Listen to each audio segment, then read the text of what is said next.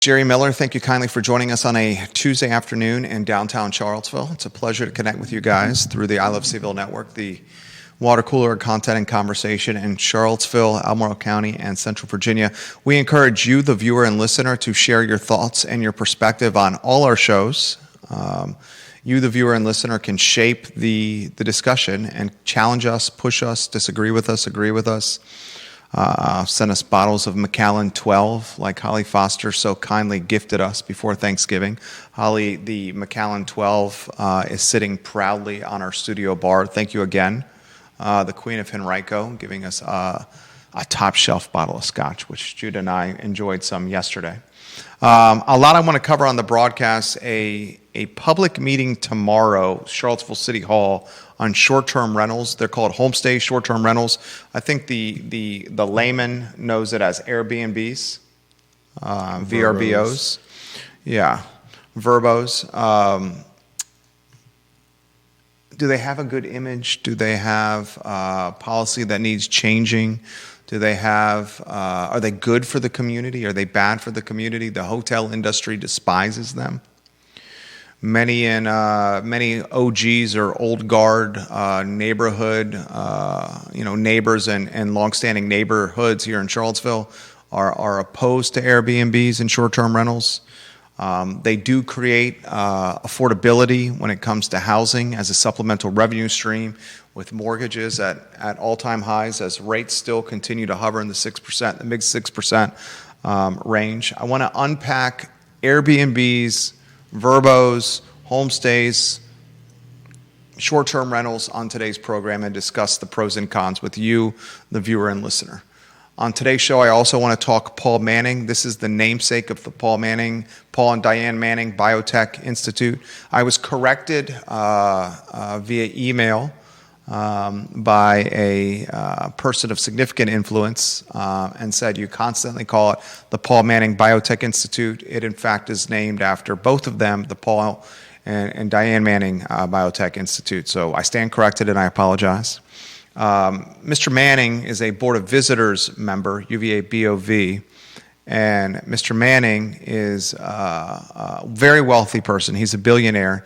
He has donated $100 million to the university for his name, his wife's name, to grace the Biotech Institute in the Fontaine Avenue area of Charlottesville. That's going to be a $350 million plus project, $100 million funded from him alone. He is a PBM Capital, made his money in the baby food formula space, is instrumental in Gordonsville as an owner of God knows how many buildings and parcels of land in Gordonsville. He's the money behind Dairy Market and Dairy Central. His son-in-law, Chris Henry, who is now an international developer. Last I heard, Chris Henry and his family are living in London after pursuing a master's in business in Barcelona in Spain. His family's living in London. Mr. Manning and his son-in-law, they took what was formerly the Monticello Dairy, where McGrady's Irish Pub was, where Three Notch was, where the Splat House was, Sharky's Bar and Grill was there. Latino Bodega was there at one time, and they turned it into Dairy Market and Dairy Central. Mr. Manning, his footprint, his fingerprints and his footprints are all over Charlottesville, Albemarle County, and Central Virginia from an influence, wealth, development, reimagining standpoint. And now he has authored a letter which he released yesterday that tells his side of the Jim Ryan resignation saga, his side of the Department of Justice investigation that led to Ryan's resignation, and what he interprets as the right decision. In fact, interim President Judah, Paul Mahoney, was before state senators here in Virginia, along with Virginia Military Institute leadership, and they were explaining, Paul Mahoney, the interim president, the decision he made with entering an agreement with the DOJ and why it was the smart decision for the University of Virginia. We'll unpack this entire storyline on today's show.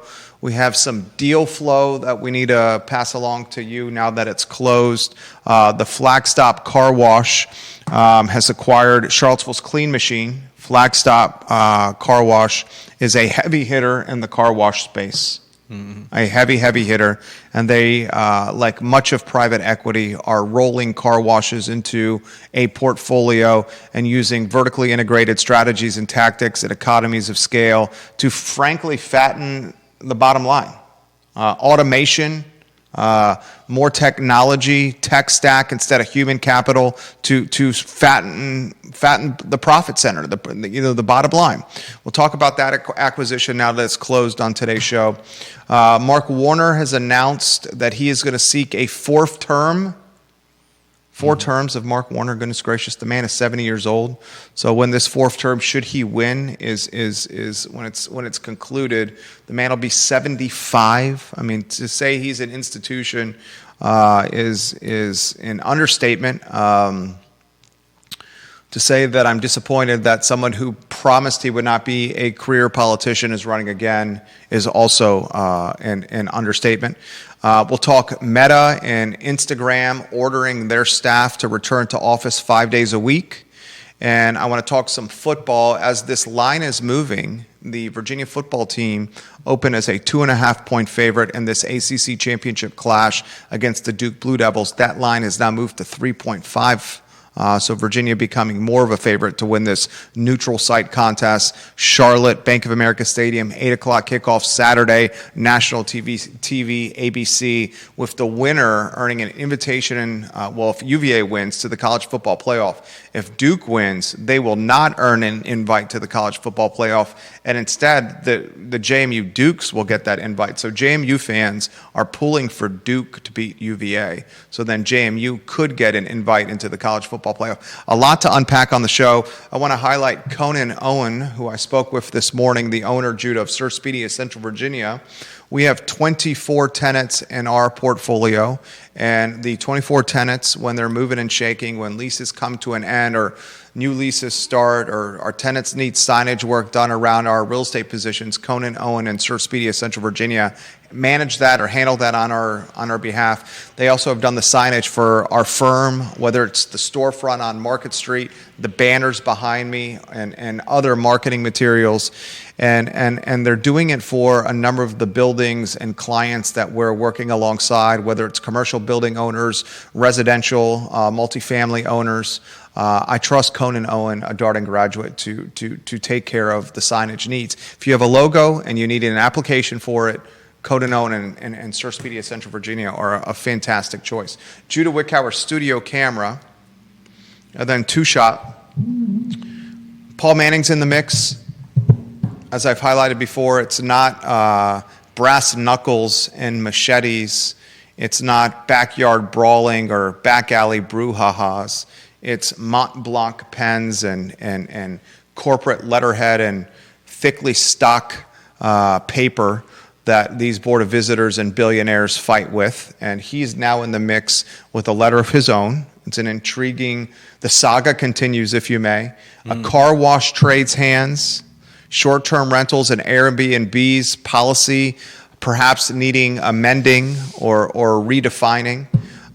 Football, Meta ordering staff, Instagram staff back to the office 5 days a week. I think everyone should be in office 5 days a week. You and I may disagree on that, but we do our best work when we're in person next to each other as opposed to communicating via Teams or Zoom or through screens. A lot to cover on the program, my friend. Where do you want to begin today? We want to talk about short-term rentals. You want to do it? You want to begin with short-term rentals? We got two lower thirds. I'll set the stage here. This was sent to me by a gentleman who will remain nameless unless he chooses to jump in the mix with comments on the show. This gentleman is considering a ADU in his backyard. Lives in Charlottesville City, in the JPA, Fontaine, Fry Springs area. Not to be specific, that's very broad. He's considering an ADU in his backyard where perhaps if he follows through with this, his partner, his wife, who they have a young child as well, will manage the ADU on their behalf as supplemental income, as a house hack to drive more revenue. If you watch any of the real estate podcasts. I listen to a lot of them. If you listen or follow any of the real estate influencers on Instagram or TikTok, they're talking about house hacks and how you can build generational wealth. And one of the first house hacks that's discussed is buying some dirt where an ADU can be built in the backyard, or a basement can be turned into a revenue generating apartment. The most popular house hack is the Airbnb because of the top line revenue that can be generated from the Airbnb. It's more significant than perhaps a consistent rental stream, monthly income. The challenge that these influencers do not discuss is the ADU generally runs about $300 to $350 per square foot to construct. I've been in this real estate game for 20 years. We have a construction crew that we work with, remodeling crew that we work with, that probably can get that in the $225 to $250 price per square foot to build an ADU in the backyard. But if you're going retail and you're pricing folks locally and you're shopping 2, 3, 4 bids, you're looking at $300 to $350 a square foot to build an ADU. And that ain't cheap, ladies and gentlemen. Even if it's a tiny ADU of, call it 800 square feet, back of the napkin, times $350, you're talking anywhere from $280,000 to $350,000 to build this thing. Okay, plus the headache of dealing with institution or a jurisdiction like Charlottesville City. No doubt. Regardless, Charlottesville City, ladies and gentlemen, is got a homestay and short-term rental public meeting on December 3rd, which is tomorrow, from 5 to 7 p.m. at City Space, and it's led by Neighborhood Development Services. Where do you want to begin on this, Judah? I mean, I think for the most part they're a good thing. Like a lot of people, there's the problem of outside companies, outside money coming in and turning houses that could be bought and sold or rented out into short-term rentals, which obviously takes away from our already minuscule stock. But on the other hand, for people that are that are living in town, people who are living in the house. My parents have one. They turned part of their basement into a rental, and an Airbnb or a rental for an individual that's on a 12-month lease. For short-term rentals. Okay, so Airbnb is their source of supplemental income. Your parents, they live Southside Charlottesville. They have a very nice house. I won't say where. Yeah. Southside Charlottesville. They have a basement that's an Airbnb. And they, just like you were talking about with this couple, this family, my parents take care of it. They're the ones that go down and clean it between tenants, and they've had some pretty good luck with people actually sticking around for sometimes weeks or even months. Oftentimes, people looking to stay near someone who's getting treatment for one type or another at UVA, and it's a great way to make a little extra income, help cover your mortgage costs and things like that. Neil Williamson watching the program, the president of the Free Enterprise Forum. Short-term rental is defined by the Commonwealth of Virginia as any rental less than 30 days. He also says, why does where the money come from matter? I think is that in relation to some of the Paul Manning comments, Neil? Jason Noble watching the program as well. I got print, radio, and television watching us on the show right now. Look, I'm torn on the short-term rental thing. Here's why I'm torn on the short-term rental thing, okay?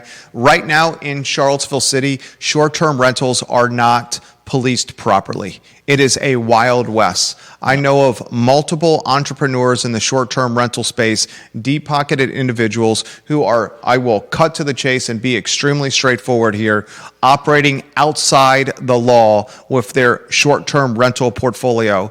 And the risk they face is so insignificant that they don't mind operating outside the law. Legally, you have to be in the home, and Neil Williamson can offer some perspective here. He says where the money comes from is in relation to your comment, Judah. Yeah. You have to be, if to operate an above board and legal short-term rental, you have to live at the address for 180 days.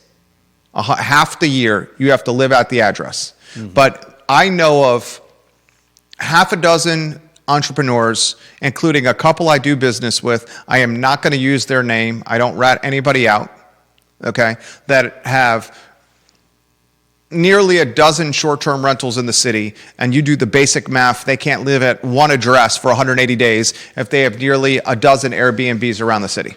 Yeah. Okay, I think if we're going to fix it, fix might not be the right word. I think what we need to do is level the playing field.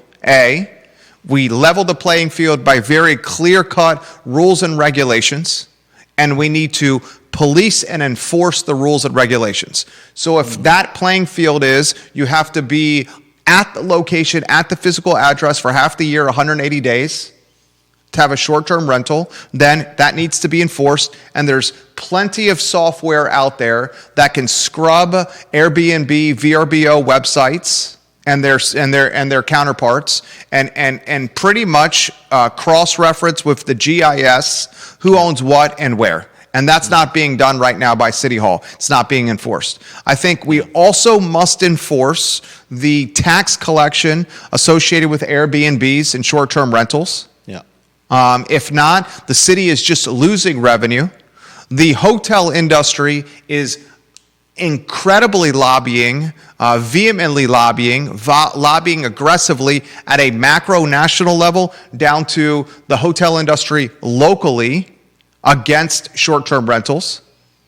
They say the playing field is not even, the tax collection is not even. Airbnb is a nightmare to deal with.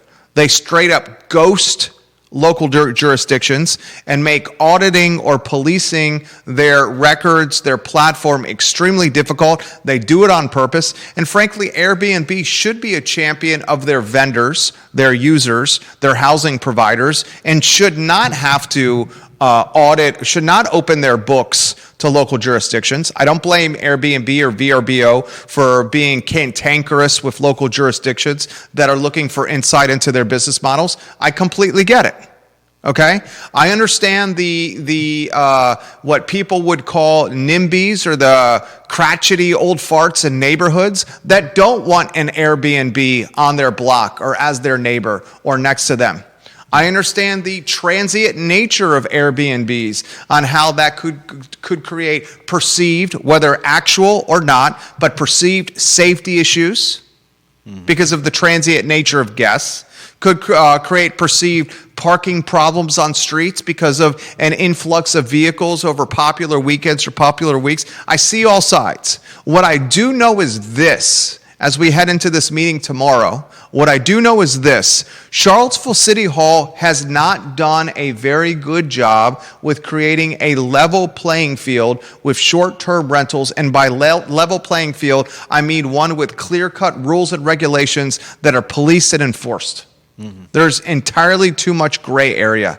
And as a result of that gray area, there's people, like in any sector of business or any walk of life, some folks feel way more comfortable living in the fast lane, in the gray area, 20 miles over the speed limit, whatever you want to call it, than others. And those that are living in this gray area are making a hell of a lot more money than those who are playing by the book. I will offer, as a free market guy, as an entrepreneur and business person, as a land rights guy, as a small government guy, if I have a piece of land and I have the financial resources to build something in my backyard or my front yard or utilize my basement a certain way, I would like to take advantage of that.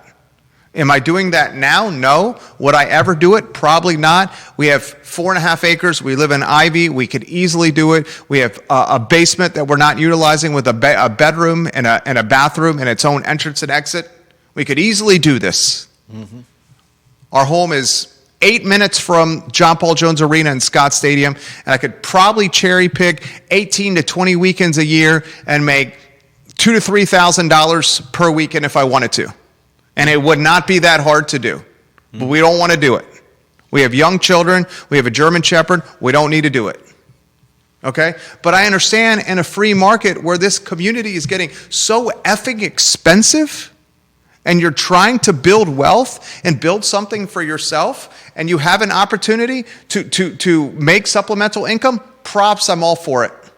I just want it to be done within a playing field of rules and regulations that people have to operate within and are policed or enforced. Yeah. And in response to Neil Williamson, it's not so much money that's the problem.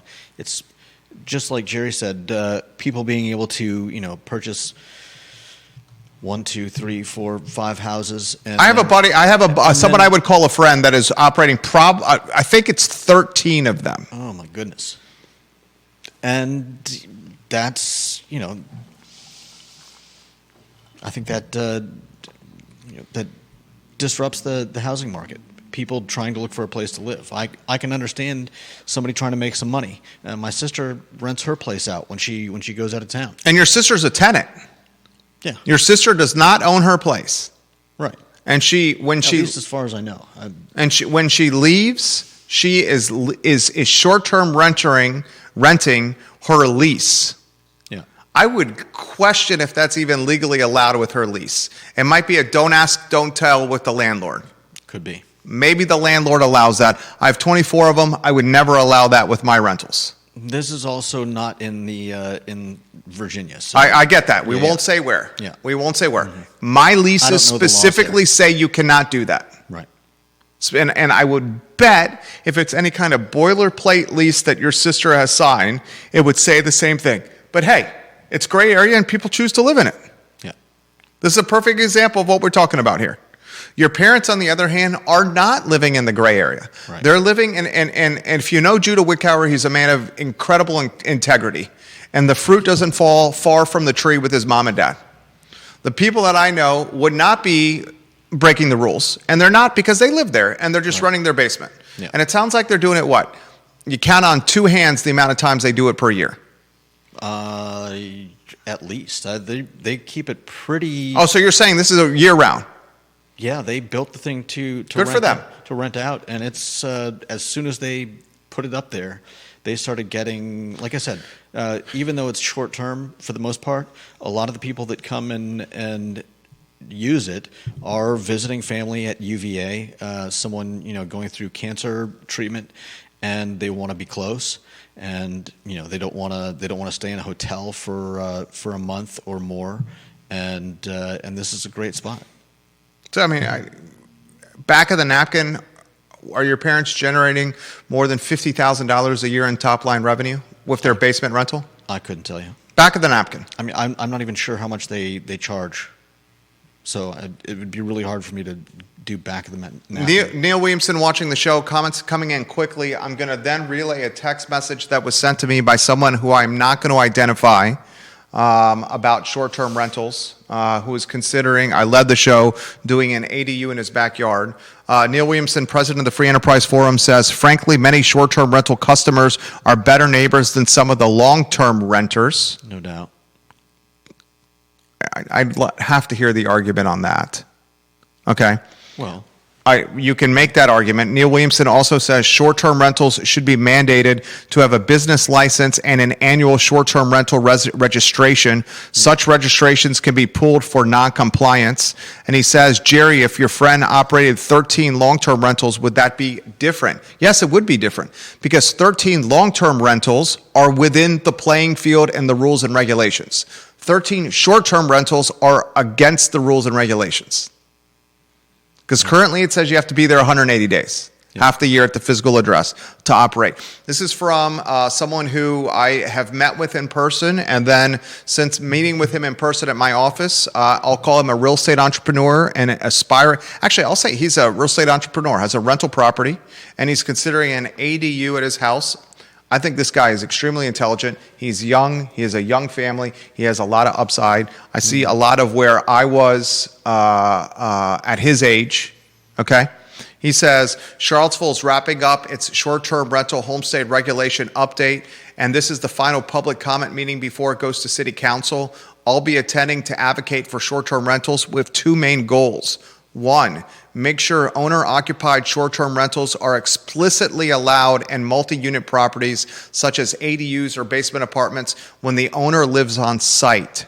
Two, to advocate for allowing short-term rentals operated by local residents. Some positive points I will be making in my meeting. This brings in local tax revenue. It helps families offset mortgages. It helps families offset the high upfront costs of building ADUs and missing middle housing, which is one of the goals of the new zoning. It provides flexible income for caregivers and residents who cannot work full-time jobs. It keeps tourism dollars in the local economy. It creates jobs for local contractors, tradespeople, and cleaners. And he says, I really believe short-term rentals, when tied to people who actually live here, are a meaningful wealth-building opportunity and should have a place in our city. Over-restricting them just raises prices and pushes more housing into unregulated, under-the-table territory. Thank you for helping us spread the information. And he says, if you could talk about this on the show as a connected person, he would really appreciate it. And that's how we got this topic. We're crowdsourcing information. Comments continue to come in. Local newspaper, 2 TV stations, and 1 radio station watching the show. Legacy media, you should be covering this in your news cycle if you are not already. This should be a part of your news cycle if it's not already. I will go to Deep Throat next, if you want to put his photo on screen. Number 1 on the family.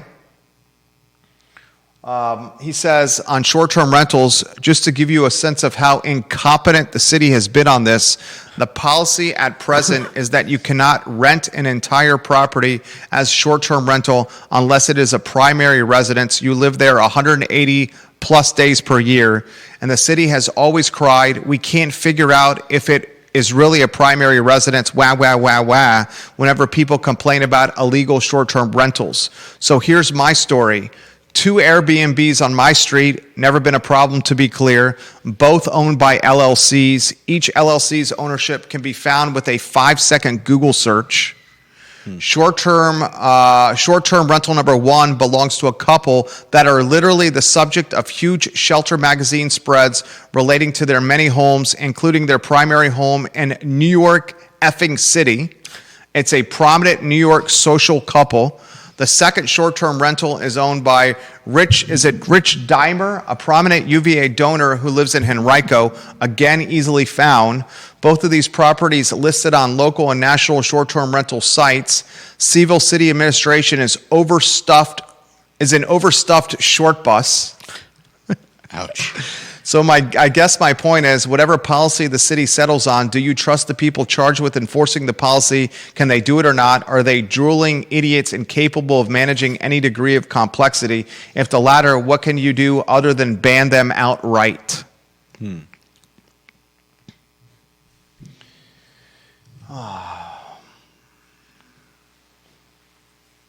He says, here's old data. Of all short-term rental units in this data set, 45% were listed by a host with more than 1 listing in Charlottesville to his or her name. So he just gave me a data set via Twitter DM, and this data set shows 45% of the short-term rentals are illegally operated. Wow. That's pretty amazing.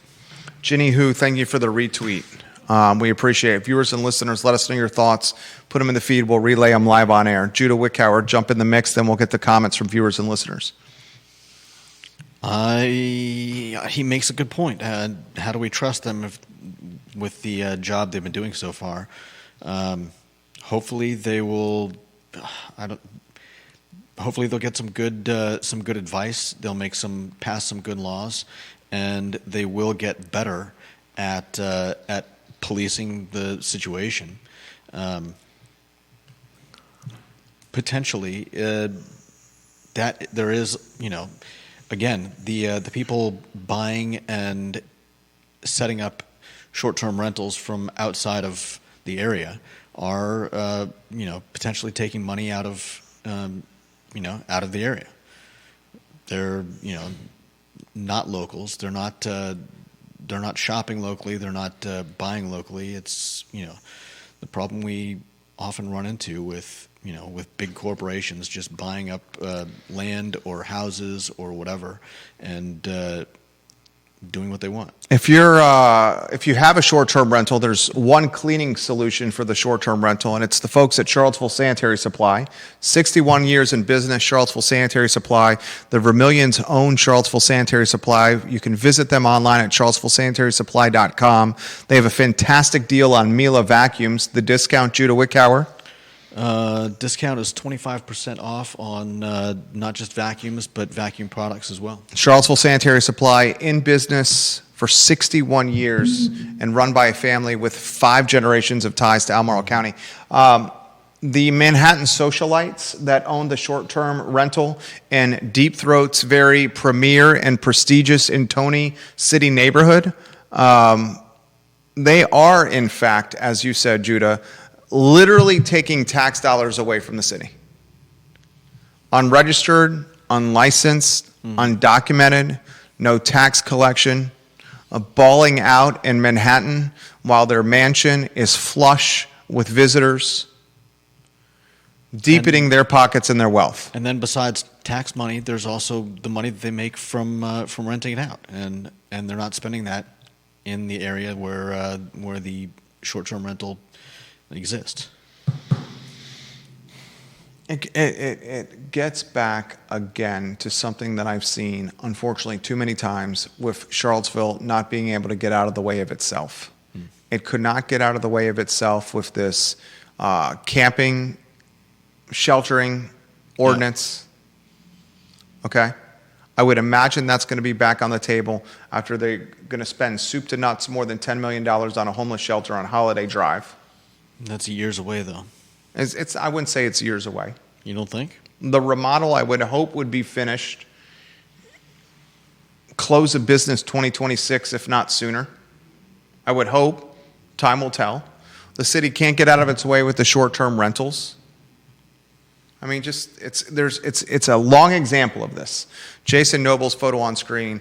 Another option in the city is a medium-term rental. It's a great option for renting a room or small place in the $1,200 to $1,600 range. Give me more insight into what you mean by medium-term rental, Jason Noble, and I'll relay those comments live on air. John Blair's photo on screen, number 2 in the family. He says, one thing that the short-term rental conversation should not focus on is housing. New York City implemented the heaviest short-term rental regulations in the nation. The Wall Street Journal did a deep dive on the effect of the regulation on housing vacancies and prices. The Journal found that the regulations, after 2 years, did not have any material effect on rents or vacancies.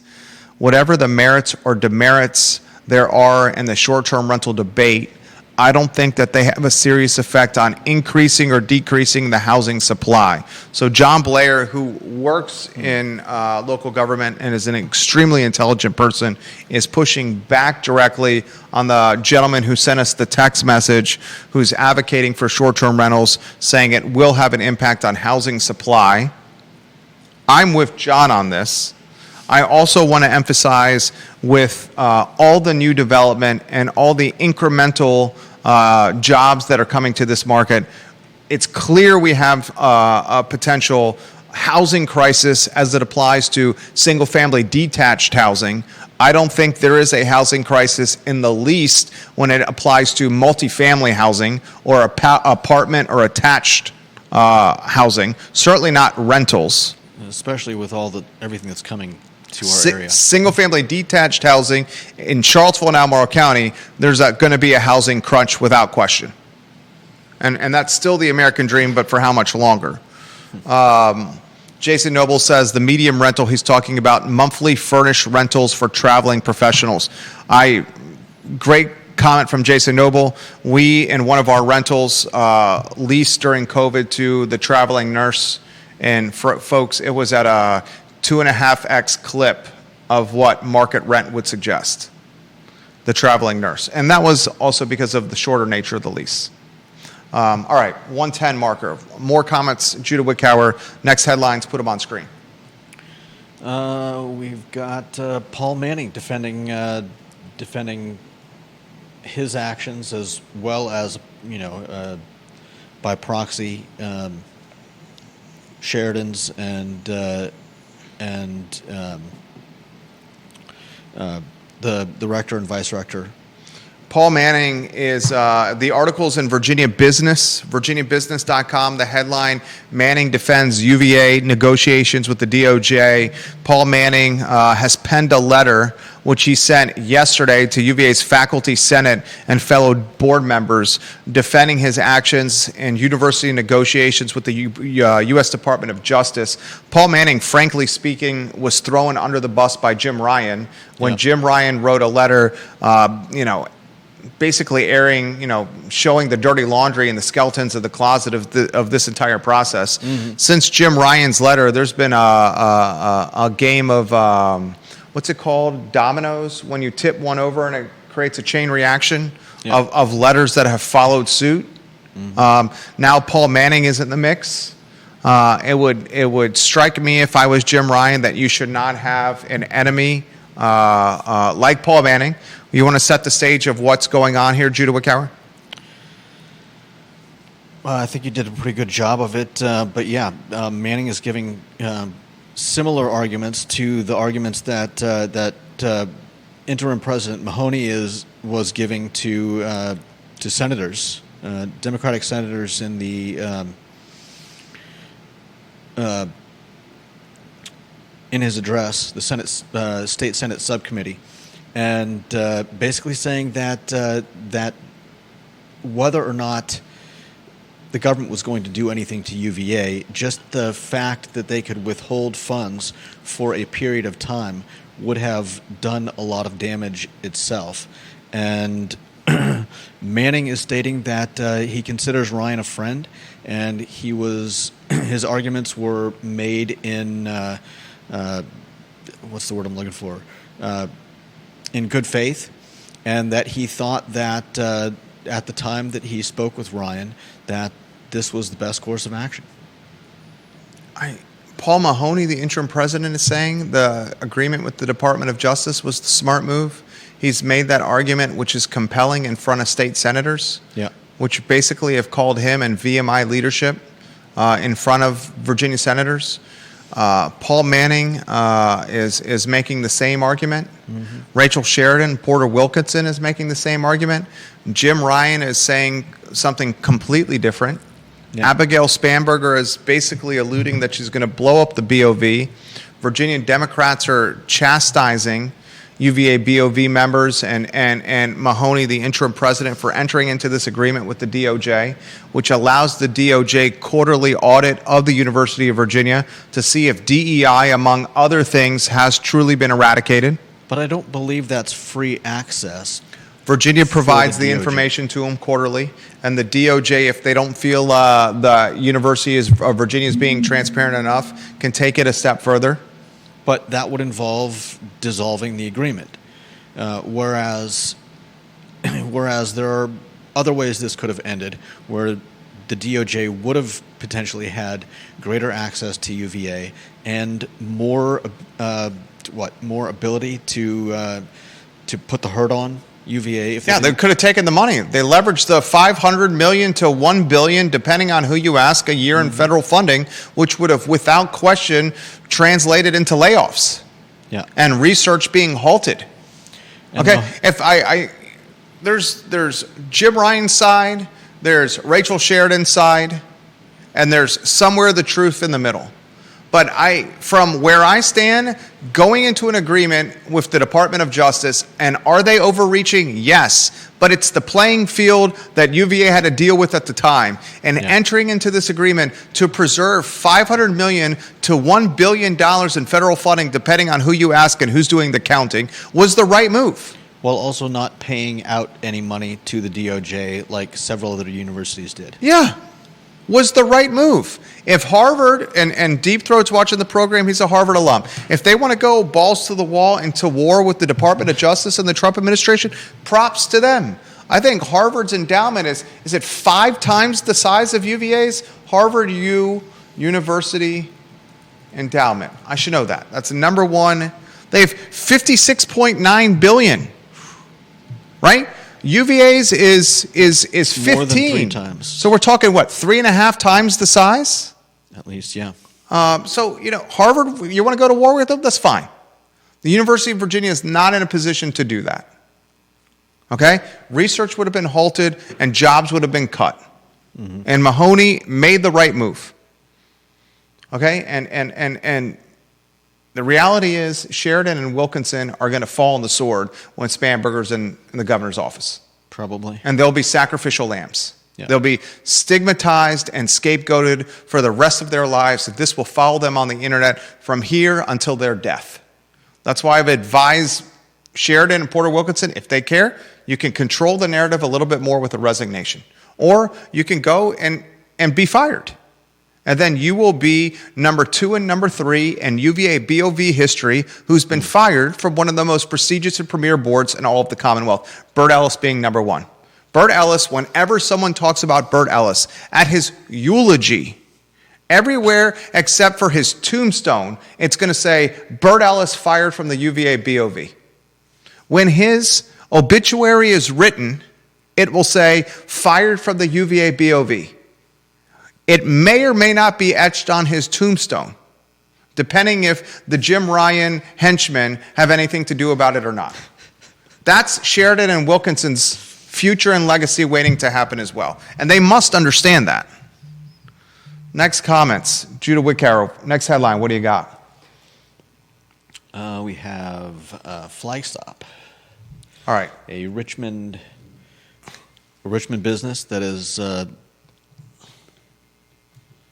deal flow from our firm. You want to set the stage here? Yeah, Flagstop Car Wash has been acquiring a lot of smaller businesses, building their own position, and they are currently the leading market position in Richmond. They're recognized as one of the top 25 fastest growing companies in Richmond, and they've purchased recently Clean Machine, a Flex Car Wash in Charlottesville, as well as Aqua Wash, an express car wash in Zion Crossroads. I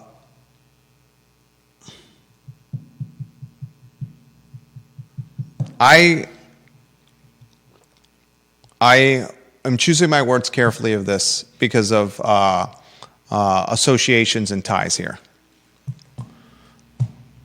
There is some surprise on my end, that the Suttons and Tiger Didn't buy these up first? allowed Flagstop in the market. That's the extent of what I'm going to say on that. It is a talk show, and I need to provide you compelling content. But I need to do it in a way while also respecting deal flow and anonymity. I am somewhat surprised on that. Okay? The Flagstop Car Wash is a major player. Mm-hmm. Okay? They are purchasing onesies and twosies and rolling them into a portfolio. Yep. And they're well-financed, they're backed, they have perspective, they have strategy, they have leadership, they have expansion plans, they have capital. This is the heaviest of, this is a heavy hitter, a company founded in 1981. Mm-hmm. Okay, 1981. So you have decades here and significant money behind it. Yep. The car wash business is extremely lucrative. I am bullish on a handful of businesses that are cash cows. One of them is car wash, especially with the automation that is associated with car washes set up the right way. I also have a client that's in the storage business, and I have to be careful what I say here. This client that's in the storage unit business locally and elsewhere is effing printing money. He has one employee and a boatload of all automation at each of his storage storage locations. These are storage that are HVAC'd and air conditioned and heated. The top line storage. And these machines, these operations, these models run themselves, ladies and gentlemen, with like a $12 or $14 or $15 an hour employee and a bunch of technology. They are cash cows. Now, it takes money to set them up, but they are cash cows. Okay? I am surprised that Tiger allowed these folks in the market instead of quartering the market for their own. Yeah. That's the extent of what I'm going to say on that topic. But that's some deal flow for you. Flagstop is no joke. It is no joke. And this comment comes in, and I'm not going to say from whom.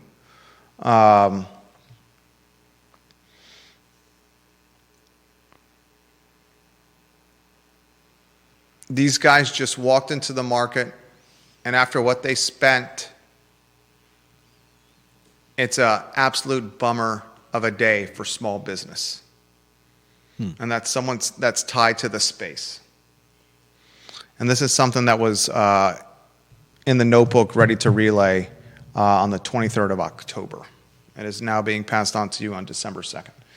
All right, next topic. What do you got, Judah Wickower? Senator Warner.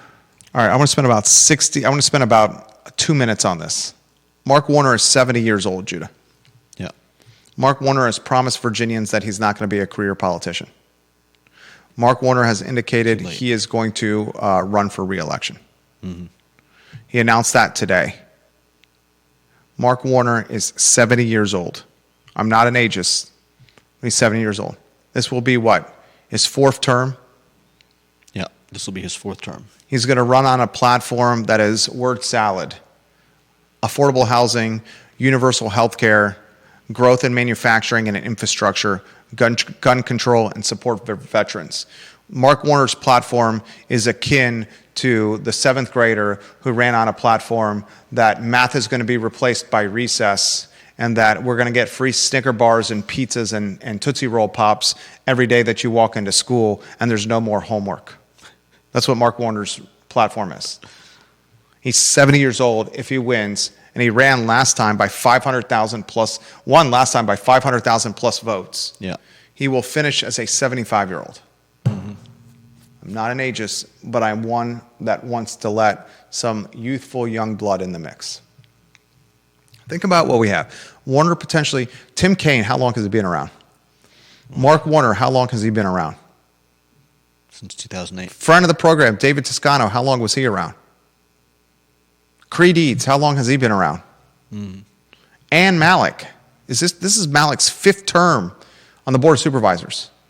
Diantha McKeel, she's finally retiring. Ned Galloway, his third term.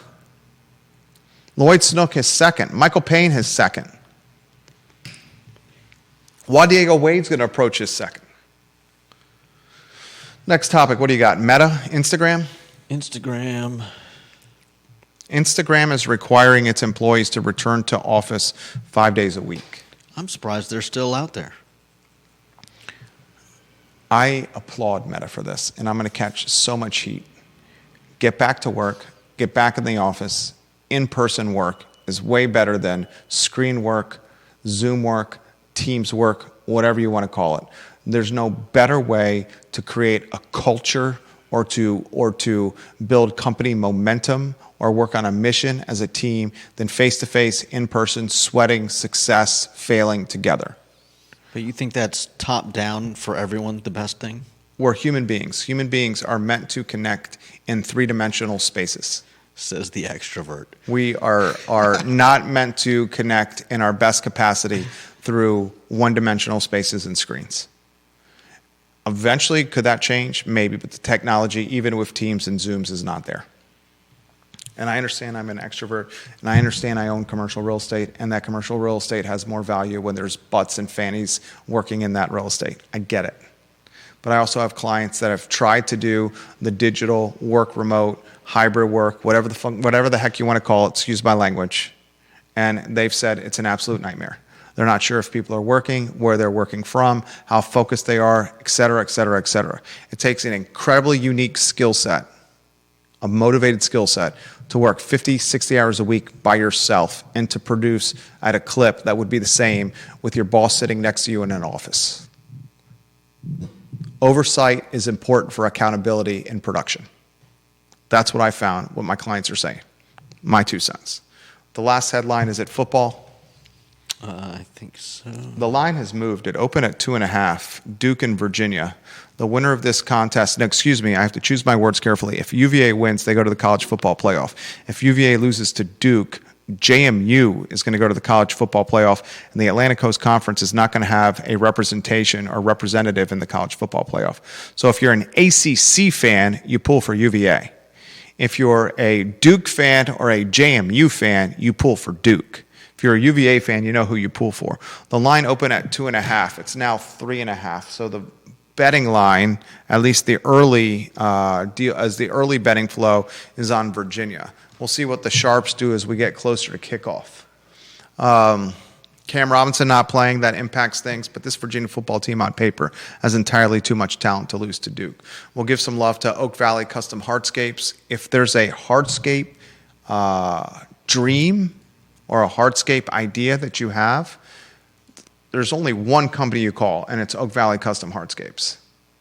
Whether it's at your home, a fire pit, a patio, around your swimming pool, some kind of outdoor kitchen, or it's at your business, this team at Oak Valley Custom Hardscapes can make it something special. And I'll tell you what, their downtown design center is impressive in the Wells Fargo building, and their local point of contact, Tim Hess, knows hardscapes like what? My brother knows hobos in his front yard in California. He's going to hate me for saying that. It's just they have a really nice house. Got some hobos there. It All right. attracts hobos, I guess. That's the talk show. Judah Wickhauer, Jerry Miller, the I Love CVille Show. So long.